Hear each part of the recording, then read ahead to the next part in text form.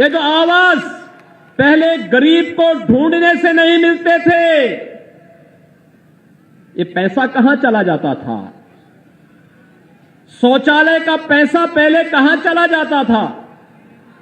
बिजली का पैसा कहां चला जाता था? भाइयों बहनों, मैंने तो आज तक देखा था और मैंने सुना था और पुराणों में भी, धार्मिक ग्रंथों में भी यही बात मैं मानता था, सुनता था, देखता था कि देवी लक्ष्मी दीपावली के दिन दीपोत्सव के साथ आती है, लेकिन इन पापियों ने तो दीवालों में बंद करके रखा है। देखा आपने समाजवादी पार्टी के नेताओं के घरों में दीवालों से भी देवी लक्ष्मी अब निकलने लग गई है। नोटों की गड्डियां अनगिनत गिने नहीं जा रहे हैं, 3 दिन से गिने जा रहे हैं और गिनते गिनते जब सभी अधिकारी थक गए हैं तो समाजवादी पार्टी के बबुआ अपने जेब में बोतल लेकर के फिर रहे हैं।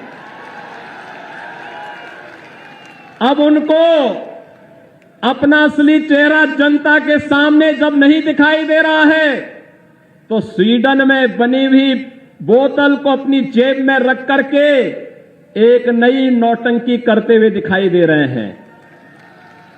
भाइयों बहनों, अब समझ में आया होगा कि बुआ और बबुआ नोटबंदी का विरोध क्यों करते थे। ये नोटबंदी का विरोध क्यों करते थे? क्योंकि प्रदेश को लूट करके इन लोगों ने अपने घरों की दीवारों में नोट को कैद करके रखे हुए थे और इनको भय था कि अगर मोदी जी इन नोटों को चलन से दूर कर देंगे तो ये लोग अपने हाथ पर पटोला रह करके घूमते रहेंगे और फिर इनको कुछ नहीं मिलने वाला है। और आज दृश्य आप देख रहे होंगे, समाचार पत्रों में भी कुछ आया है, चैनल ने भी कुछ दिखाया है, सोशल मीडिया में भी आपने इनके काम को नहीं, इनके इन कारनामों को देखा होगा। और इसलिए भाइयों बहनों, ये केवल गरीब को योजनाओं से वंचित ही नहीं करते थे, बल्कि गरीब को जो आज फ्री में राशन की सुविधा उपलब्ध करवाई जा रही है, इस राशन की सुविधा को भी ये हजम कर जाते थे।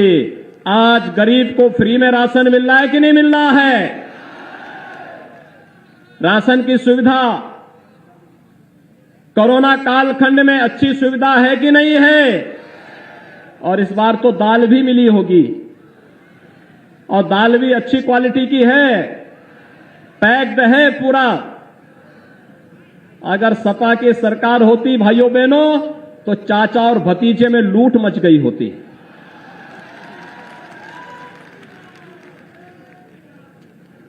और ये गरीब देखता रह जाता। गरीब को सुविधा का लाभ पहले नहीं मिलता था, न आवास योजना का लाभ मिलता था, न शौचालय का लाभ मिलता था, न स्वास्थ्य की सुविधा मिलती थी, न बिजली का कनेक्शन ही मिलता था और बिजली तो ढूंढे भी नहीं आती थी। 2017 के पहले बिजली आती थी क्या? 2017 के बाद आ रही है ना, और अब आ गई है तो फिर जाएगी नहीं।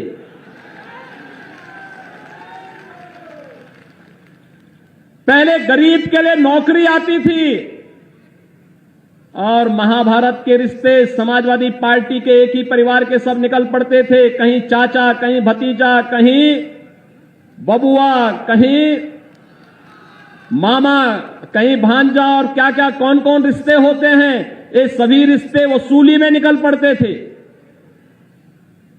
नौकरी नहीं लग पाती थी, पैसा भी जाता था, नौकरी भी नहीं लगती थी। 2017 के बाद जितनी नौकरी लगी है, लगभग 5 लाख नौजवानों को प्रदेश के अंदर हम नौकरी देने जा रहे हैं। अभी तो कुछ नियुक्तियों के पत्र वितरित होने बाकी हैं। मैंने विभागों से कहा कि वे स्वयं ही वितरित कर दीजिए, मुझे अब समय मिलना कठिन होगा। लेकिन भाइयों बहनों, 5 लाख नौजवानों को नौकरी मिल रही है। सरकारी नौकरी, और कोई नहीं कह सकता कि कोई लेन देन किसी ने किया हो, कोई भ्रष्टाचार किया हो। अगर कहीं से कोई सुगबुगाड़ दिखाई दी तो भ्रष्टाचारी को उठा करके जेल भेज दिया गया। लेकिन प्रदेश के नौजवानों के साथ खिलवाड़ नहीं करने दिया गया। प्रदेश के नौजवान को सम्मान देने का कार्य किया। और अब तो बबुआ को एक बात की और चिढ़ हो गई है कि उत्तर प्रदेश के नौजवानों को स्मार्टफोन और टैबलेट क्यों मिल रहा है।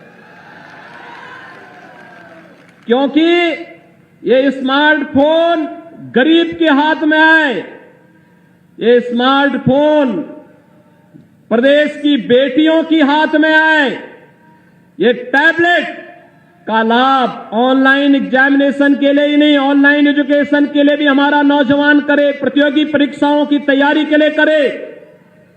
यह समाजवादी खानदान कैसे बर्दाश्त कर सकता है।